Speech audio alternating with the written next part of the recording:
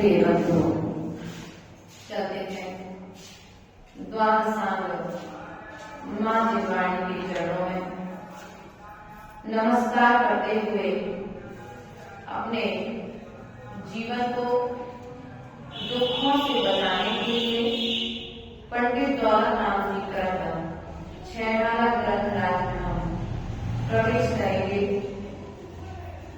कल हम सभी ने जाना था यदि हमारा ज्ञान शुद्ध होगा तो हमारा जीवन विशुद्ध होगा। हमारा ज्ञान ही हमें केवल ज्ञान का कारण बनेगा और हमारा अज्ञान ही हमें नरक और निगोद की यात्रा कराएगा। इसी क्रम को आगे बढ़ाते हुए आचार्य भगवंत कारिका नंबर प्रथम के माध्यम से आज कहते हैं, जे त्रिभुवन में जीव अनंत सुख चाहे दुख के भय बंद ताते दुख हारी सुख कार कहे सीखे गुरु करुणाधार। अर्थात जे त्रिभुवन में जीव अनंत, त्रिभुवन अर्थात 3 लोग। 3 लोग कौन कौन से हैं बेटा? अभी 3 लोग कौन से हैं बेटा? अभी और अधोलोक। ऊर्ध्वलोक अर्थात स्वर्ग, मध्यलोक अर्थात मनुष्य लोक और प्रेत जहाँ पर रहते हैं मध्यलोक, और जहाँ पर नाग की निवास करते हैं उसे क्या कहते हैं? अधोलोक। ऐसे 3 लोकों में कितने जीव है भैया? कितने जीव हैं? अनंत जीव हैं।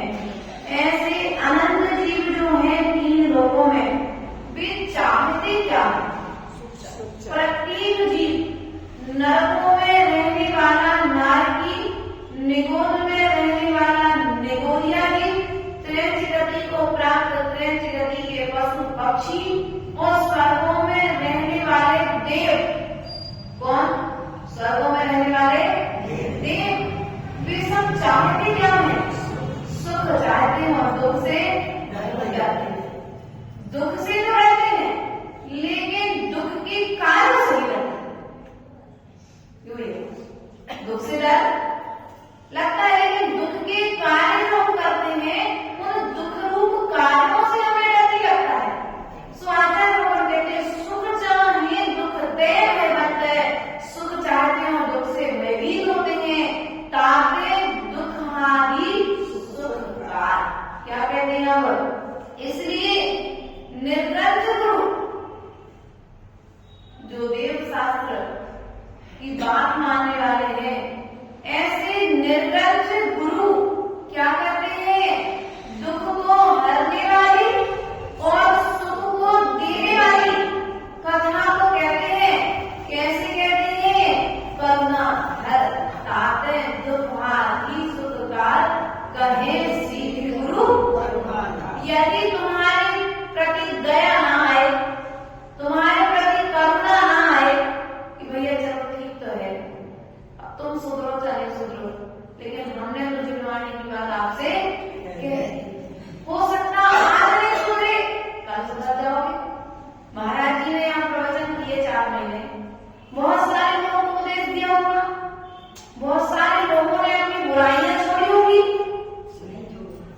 जिन लोगों ने नहीं छोड़ी वे आज नहीं छोड़ेंगे, ध्यान रखना। वे कल छोड़ेंगे, कल इस गांव में नहीं छोड़ेंगे, अगले गांव में छोड़ेंगे और अगले गांव में नहीं छोड़ेंगे तो एक दिन जाकर के जब नरकों की वेदना सहन करेंगे तो वहां पर छोड़ने का प्रयास करेंगे, वहां पर भावना करेंगे कि मैंने इस बार पाप किया, मैंने मेरा पाप लेकिन छोड़नी तो पड़ेगी। जब तक हमारे हृदय में तुम्हारे प्रति वात्सल्य जागृत नहीं होगा तब तक जिम्मेवारी के शब्द ही हमारे मुंह से आपको प्रति निकलेंगे। और हम तो अपने प्रति करुणा करके बोल रहे हैं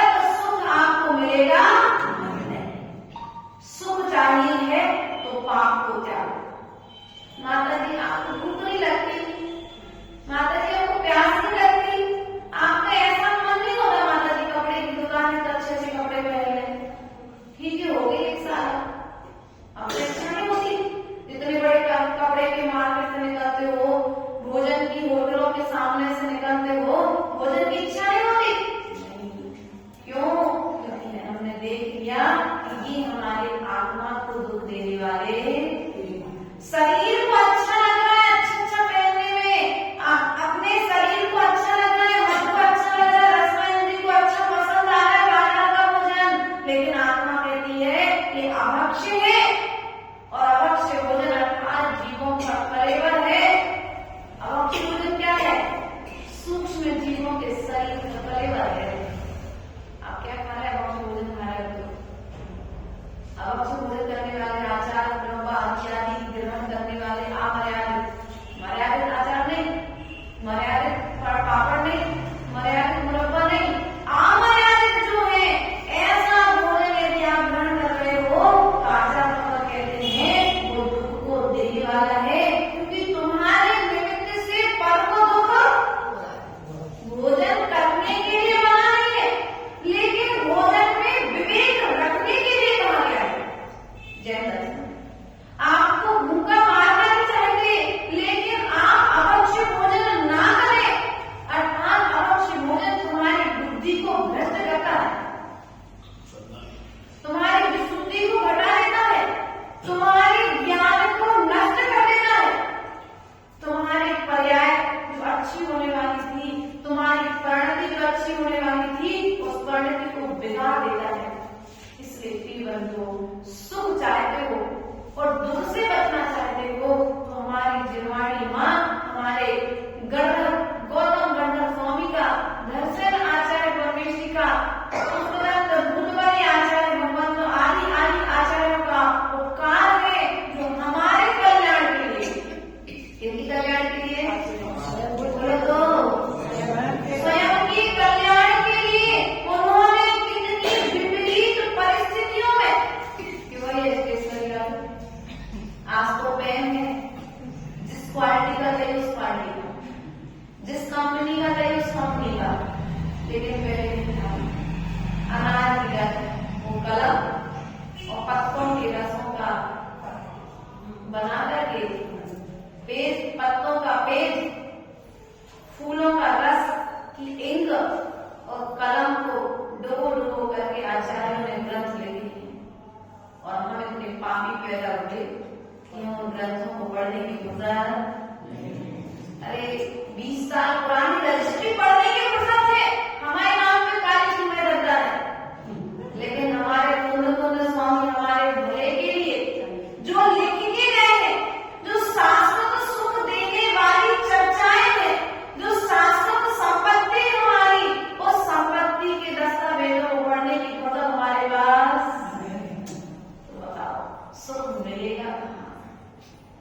सुख की बात तो शास्त्रों में लिखी है, लेकिन हम सुख रजिस्ट्री में ढूंढते हैं, हम सुख पैसों में ढूंढते हैं, हम सुख भोजन में ढूंढते हैं, हम सुख बाहरी उपकरणों में सुख ढूंढ रहे हैं।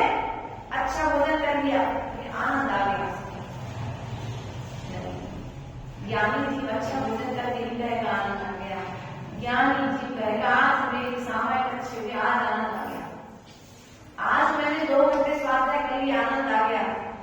लेकिन जो अज्ञानी जीव है, जिसे अभी इस जिनवाणी का ज्ञान नहीं, वो क्या कहेगा? उसे सुख मिलेगा अच्छे कपड़े पहनने में, अच्छे मकान में रहने में, अच्छा भोजन करने में, अर्थात पैसा कमाने में। प्रिय बंधुओं, ये सब जो बाह्य उपक्रम है ये दुख के कारण है। आज तुम्हें लगता है भैया ग्रस्त हो तो करना पड़ेगा, करो, मना नहीं है, लेकिन कमाते समय विवेक को खोकर माया जारी करना, झूठ बोलना तुम्हारे लिए जरूरी है, क्योंकि 10 की चीज 10 में नहीं दे सकते, क्योंकि घर चलाना है तुम्हें। तुम्हारे लिए जितनी छूट दी गई है 10 का 20 करो तो फिर भी चलता है, लेकिन 10 का 100 करो भैया। माया जारी पे जो व्यक्ति करता है ना, तो गरीब जो फुटपाथ पर दिन भर कमाता है और शाम को तुम्हारी दुकान पर आता है, तो आप क्या करते हो? हमें तो पैसे से मतलब नहीं। रोहित भैया, यदि तुम्हारे स्टेशनरी पर कोई गरीब आ जाए और तुम्हारी की परिस्थिति नहीं है, उसको 1 साल की कॉपी फ्री में दे देना, तुम्हें उसकी जो दुकान लगेगी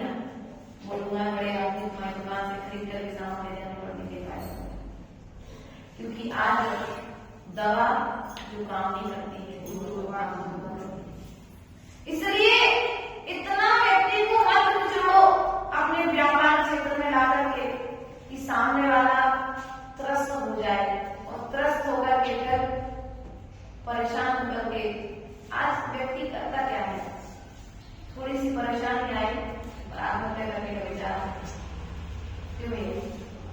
क्या करते हैं कि बड़े लोग पूर्वज कहानियां सुनाते थे, मेरी माँ सुनाते थे, बारह माँ सुनाते थे, उन्हें इतनी कहानियां याद थी कि बच्चों को आत्महत्या करने की जरूरत वे खैर का पाठ सिखाते थे।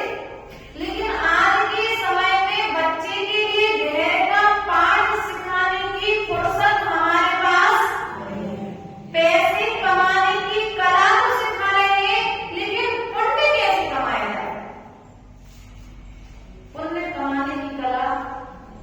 ये छोटी सी बेटी अभी बैठी हमारे गांव की है, अब यहाँ के बच्चे नहीं क्या, पूरे गांव में बच्चियां भी हैं, बच्चे भी हैं, लेकिन 12 साल की वो बच्ची 24 घंटे लगभग हमारे पास यहाँ रहते। स्कूल में मम्मी जब तक माता जी ने मैं स्कूल बहुत जरूरी होगा तो जाऊंगी, लेकिन स्कूल भी माता जी का लाभ में बार-बार मिलने वाला, और योग्यता अपने उपादान को जागृत कर रही है। निमित्त का डबल फायदा, स्कूल भी और माता जी के सामने भी। भैया रात को स्कूल थोड़ी ना जाते, तो रात को तो माता जी के पास वो पापा को विश्वास नहीं है उसके, तो क्या कर रही है, दो से छूटने का उपाय कर रही है, संसार से छूटने का उपाय कर रही है। ये कोई पूर्व जन्म का संस्कार है उसका, जो हृदय में आकर के उसे बार-बार भीतर से प्रेरणा दे रहा है कि नहीं बेटा तेरे को तुम नहीं रहना। भीतर का संस्कार नहीं होता तो वर्तमान में यहाँ पर बहुत से लोग हैं, सफर प्रभाव नहीं पड़ता। इसलिए साधुओं के पास बैठ करके हमें कुछ सीखने ही मिले, साधु हमसे बात ही करें, ये कोई जरूरी नहीं है साधु के पास अगर तुम गए हो तो बैठ भी जाओगे, बैठने मात्र से तुम्हारे कर्मों की निशानी, बैठने मात्र से भगवान के पास तुम जाकर के बैठ जाओ। जहां पर शास्त्र सभा चल रहे हैं, समझ में नहीं आ रही बात, कोई बात नहीं, लेकिन तुम शास्त्र सभा में जाकर के बैठो तो आज समझ में नहीं आ रही है, जब तुम्हारा ज्ञान अवधि कर्म मंद पड़ेगा तो तुम्हें वो बात समझ में आएगी। सूखे घड़े में जब घड़ा रखते हैं घर के नीचे, पानी क्या होता है, नया घड़ा पानी को सोखता है, बाद में जब पूरा पानी अच्छे से सोख ले तो उसके बाद पानी ऊपर में दिखाई देने लगता है। उसी प्रकार से हमारी स्थिति है कि अनादिकाल से हमने ज्ञान की बातें नहीं सुनी है, मोह के वशीभूत होकर के हम संसार में भटकते रहे, सुख की बात बताने वाले भी हमें दुख रूप लगे हैं। क्यों भैया फिर हमें कहती दीक्षा ले लो, अरे माता जी दीक्षा ले लो, हमारे घर में कौन सी कमी है, कमी के रोगे, ध्यान रखना ये भिखारी का मार्ग नहीं है, ये भगवान का मार्ग है, ये भविष्य के भगवानों का मार्ग है, जो भविष्य के होने वाले भगवान आत्मा है, वे ही दीक्षा ले पाते हैं।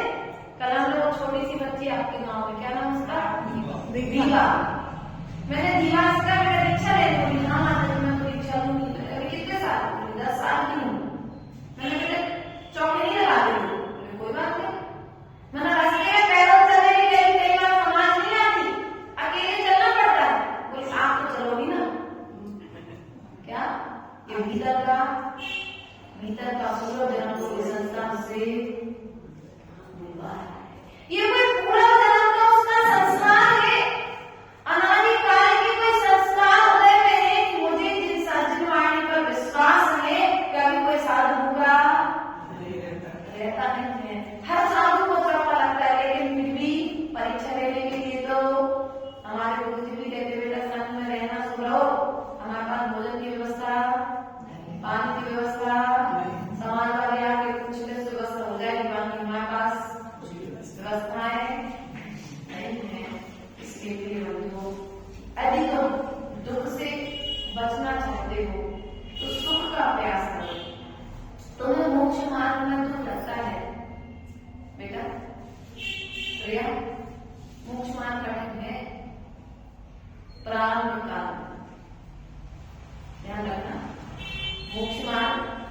प्रारंभिक काल में कठिन है, लेकिन जीवन भर सुख देगा। तुम्हारा जो व्यस्त मार्ग है यहाँ पे विनीता जब विवाह करके आई थी, कितने बार घर के आगे बहुत बधाई, सब लेके आई थी, बहुत बधाई नची थी, सबने खूब खुशियां मनाई थी। यहाँ लड़का हो विवाह के समय प्रारंभ में तो आगे बातें बसते हैं और जीवन भर फिर पीछे बातें बसते हैं, तो बुराइयां चालू कर देते हैं, लड़ाइयां चालू कर देते हैं। एक साल तक बहू को ऐसा लगता है कि बहुत अच्छे घर में आए हैं, लेकिन एक साल बाद वो सास को बहू क्यों? क्योंकि हमारी इच्छाओं की पूर्ति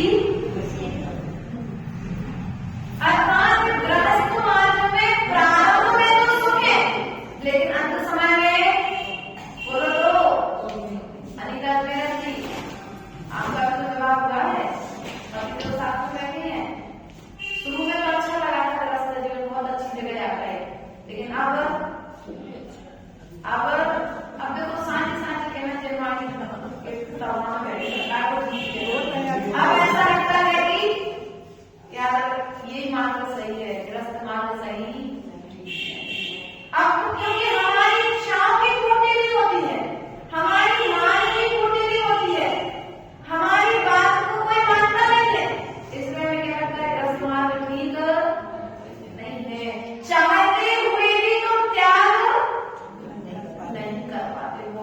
तुम सोचते हो कि हम प्रतिमा ले रहे हैं, तो बेटा कहता नहीं बेटा हम पानी भर के नहीं देंगे कुएं का, चिंता नहीं करना, तुम प्रतिमा तो लो, तुम जितनी बार बेलछानी डालोगे तो बेलछानी डालने का पुण्य भी तो तुम्हारे उदय में आएगा। अंतिम समय में तुम्हें किसी से पानी नहीं मंगाना पड़ेगा, तो पुण्य तो प्रारंभ करो। एक माँ जी आई वहां पर बोली माता जी प्रतिमा तो लेना चाहती है, लेकिन पता नहीं हमारा कैसा नियम बनता है। ध्यान रखना, कभी कोई 4 रुपये लेने के लिए जाए, विनीता बच्ची यदि नियम लेने के लिए जाए, एक नियम ले लेना, चाहे तुम्हारी बच्ची हो, चाहे तुम्हारे गांव की बच्ची हो, चाहे तुम्हारे परिवार समाज की बच्ची हो, किसी की भी बच्ची हो, कभी किसी को मुंह मार कर बर्थडे सुना आचरण बोले हाँ जब हम लोग निकल रहे थे और समाज वाले बड़े घरों में लोग रहते, तो आचरण बोले एक व्यक्ति के लिए महाव्रत लेने से रोकना, अर्थात एक आलिका को, एक मुनि को जेल में बंद करने का पाप है। क्या अब आपको महाव्रत लेने से रोक दिया तो तुम्हें लगा है कि हमने दूसरे को रोका है, अंदर ऊपर हमने दूसरे के लिए रोका है। ध्यान रखना, तुमने दूसरे के लिए नहीं रोका है, तुमने अपने लिए स्वयं बंधन पैदा करना है, तुमने स्वयं चारित्र मोहिनी कर्म का बंध कर लिया है। अब तुम चाहते हुए भी अंतिम समय में दीक्षा नहीं ले पाओगे, तुम चाहते हुए भी अंतिम समय में व्रत नहीं कर पाओगे, तुम चाहते हुए भी अंतिम समय में त्याग नहीं कर, क्योंकि तुम चाहते हो कि मेरा समाज मर हो, लेकिन बेटा तुम्हें रात में 9 बजे दवाई खा करके तुम्हें स्वस्थ करने का प्रयास, क्योंकि तुमने दूसरे को रोका है ना, तो चारित्र मोहिनी कर्म का बंध हो गया। अब तुमने जो चारित्र मोहिनी कर्म का बंध किया है वो कटेगा कैसे? तो कोई व्रत लेने जा रहा हो, कोई नियम लेने जा रहा हो, कोई दीक्षा लेने जा रहा हो, भैया इतना कहते भैया देखो कठिन तो है मानो, लेकिन समझ जाए तो अच्छे से रहना, इतना तो मत रोको मत, अनुमोद ना करो, क्योंकि सामने वाले की अनुमोद यदि तुम मत करोगे तो कल वो कर्म उदय में आकर के कल तुम्हें भी हो सकता है जिसकी तुम अनुमोदन करोगे स्वयं तुम्हारे लिए तो दीक्षा लेने के लिए करो। ऐसा नहीं, क्योंकि अंतिम समय में कौन किसके पास हो इसका कोई भरोसा नहीं, इसलिए मुझे सबसे व्यक्ति बना करके रखो, किसी से बैर मान करके नहीं रखना है। हम सुख चाहे लेकिन दुख से डरते रहे।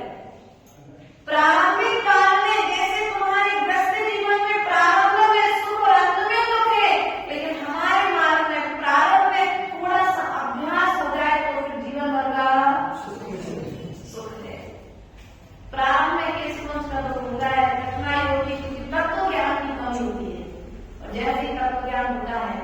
जिनवाणी पर्वत का सावधान होता है कि ये केस क्या है। नरकों में जैसी वेदना होगी है वैसी वेदना तो केसों को उखाड़ने में आचार्य कहते हैं जैसे जैसे केस निकल रहे हैं वैसे वैसे तुम्हारे कर्म निकल रहे हैं। अब केस कितने निकाले इसको कुछ पता नहीं। इसलिए केवल हमें कर्मों को काटना है तो हमें जिनवाणी पर ध्यान करना पड़ेगा, गुरु पर विश्वास करना पड़ेगा। आज हमारा श्रद्धान मंदिर में बैठे भगवान पर और जिनवाणी में विनय प्रेम की वाणी पर और निर्ग्रंथ गुरुओं पर नहीं है। यदि गुरु ने कह दिया कि ऐसा काम करना है अपने तो आकाश नीचे और धरती ऊपर हो जाए तो कभी गुरु की बात को उठा नहीं। सुन साधु वचन ऋषि मेला नहीं झूठे होए कोई के बहना। क्या कहा धर्मा मेरे गुरु में सिद्ध जग की ठानी हर पायो मेरा नाम। क्या गुरु ने कह दिया कि सिद्ध जग कर लो तो क्या हुआ व्यवस्था होगी। व्यवस्था नहीं हमारे समाज कैसे होगा विधान। अरे भैया तुम दुकान लगाओ तो बोलने के काम करने का तो सोचो क्या करते हो। व्यवस्था में नहीं लगाते लड़की बड़ी हिस्ट्री पे लड़का देखने जाते हो। जब लड़का पसंद हो जाए तो अपने व्यवस्था में बेटी के भाग्य की व्यवस्था हो जाती है। उसी प्रकार से आप पुण्य का काम करने के पूर्व विचार करते हो इसलिए कार्य कर नहीं पाते। आचार्य भगवान पूर्णचंद्र स्वामी ने कल्याण मंदिर ग्रंथ राज लिखा। उन्होंने कहा हमने तो बिना विचारे चालू कर दिया हम करके छोड़ेंगे नहीं पूरा ही करके रहेंगे। प्रिय बंधुओं उसी प्रकार से हमें अच्छे कार्य करने के लिए विचार नहीं करते। नियम लेने के लिए विचार मत करो। ये मत सोचो कि नियम बंधन है। नियम बंधन नहीं है नियम अनुशासन है। क्या है नियम अनुशासन है। तुम्हारे जीवन को अनुशासित बनाए रखना है। माता जी एक टाइम भोजन करते हो हाँ एक टाइम भोजन करते हैं। एक टाइम भोजन करके भी जीवन जिया जा सकता है।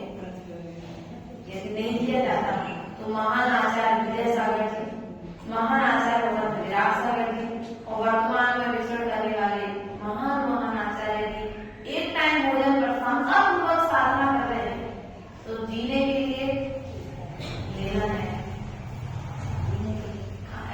जीने के लिए नहीं खाना है। खाने के लिए नहीं जीना है। जीने के लिए खाना है। और हमारी स्थिति क्या है शरीर मोटा हो जाए शरीर सुंदर देखने लगे आगे तरह की चीजों को पकड़ करके हम अब शरीर की सेवा में लगे हो तो हम भी पर्याय में शरीर हो गए और हम शरीर की संस्कृति को छोड़ना चाहते हैं कि शरीर की परंपरा छूट जाए कि शरीर मिलना बंद हो जाए। एक बार विद्यालय में पहुंच जाए फिर हमें किसी से कोई दुख किसी से कोई सुख मिलने वाला। मेरी आत्मा में जो सुख उतना सुख तो दुनिया की संसार की कोई चीज मुझे दे नहीं सकती। पर के निमित्त है हमें अभी निजता ज्ञान नहीं इसलिए हम पर में सुख ढूंढ रहे मान रहे हैं। सुख नहीं है सुख एक बार बैठना बैठी अकेला दो घड़ी जिनवर की गुणी गाया करे मन मंदिर में जिया झाड़ू रोज लगाया करे। क्या मन मंदिर में जो कसा उत्पन्न होती है जो विभाव उत्पन्न होते हैं उनका भी परिमाण करते रहते हैं। मंदिर में प्रतिमा की पर धूल न चढ़ जाए क्या करके वो सो जाकर उसका परिवारजन लेकिन तुम्हारे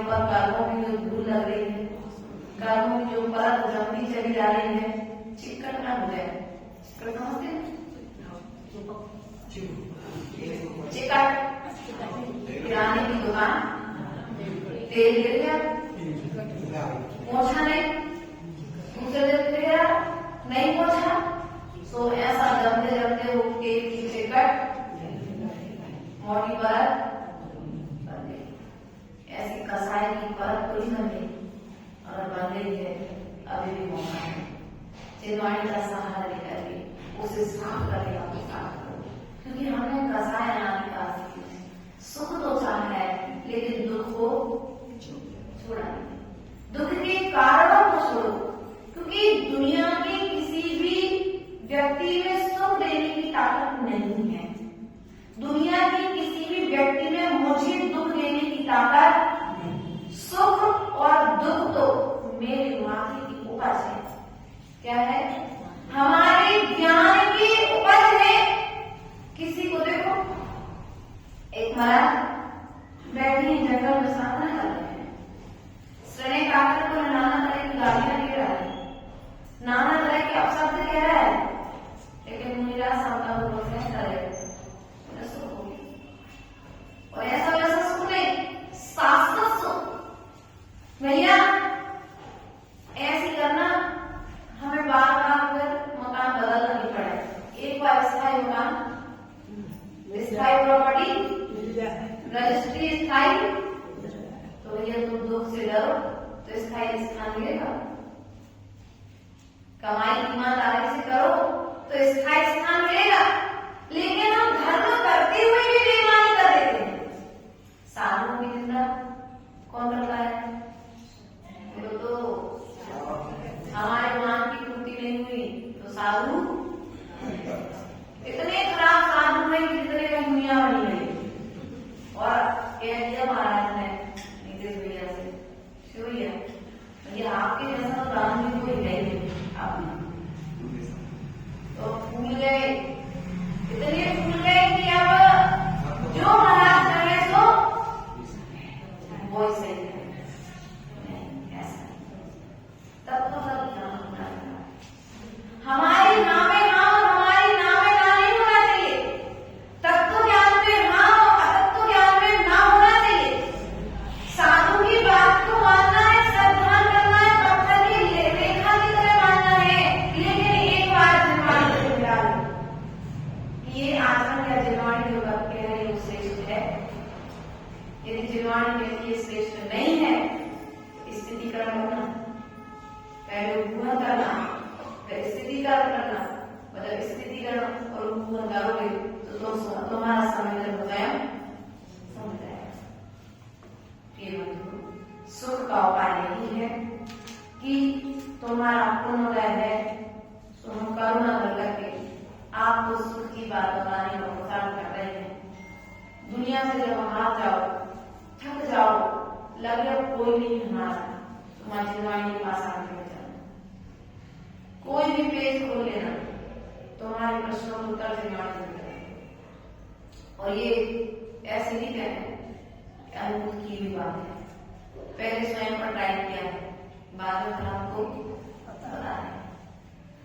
कभी भी कैसी भी परिस्थिति हो, घर में लड़ाई झगड़ा हो जाए, लगे मेरे भगाना कोई नहीं है, तो आप जिनवाणी के पास आकर के बैठो।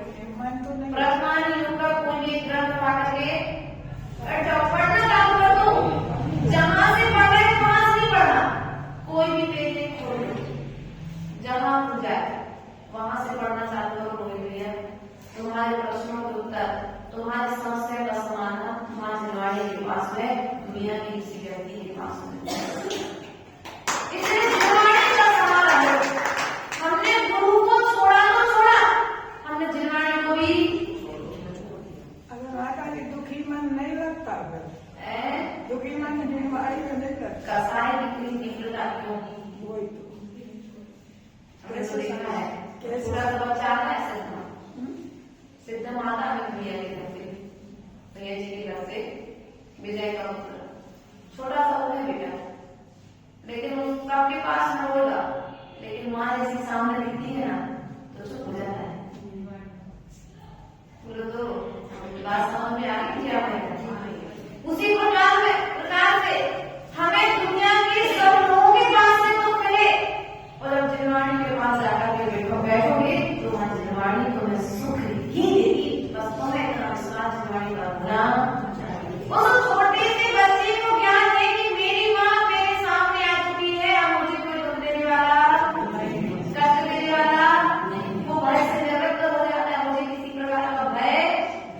गाय का बछड़ा भी रास्ते में जा रहे थे हम लोग, बहुत सारी गाय थी, लेकिन वो बछड़ा अपनी माँ के पास खड़ा था ना, तो उसे चिंता नहीं थी।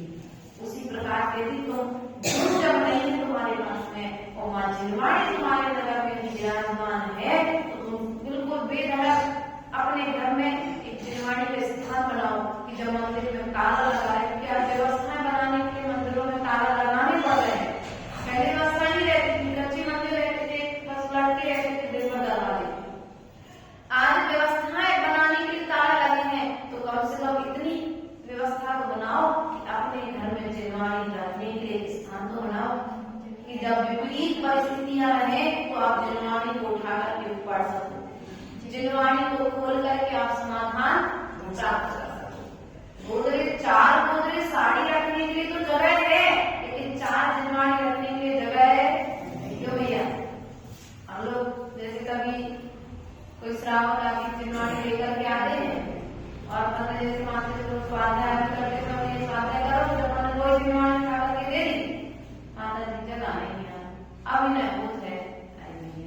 भगवान की फोटो रखने में अभिनय होती है, जिनवाणी घर में रखने में अभिनय होती है, एक्टर की फोटो लगाने में नहीं होती, उनके चित्र रखने में नहीं होती।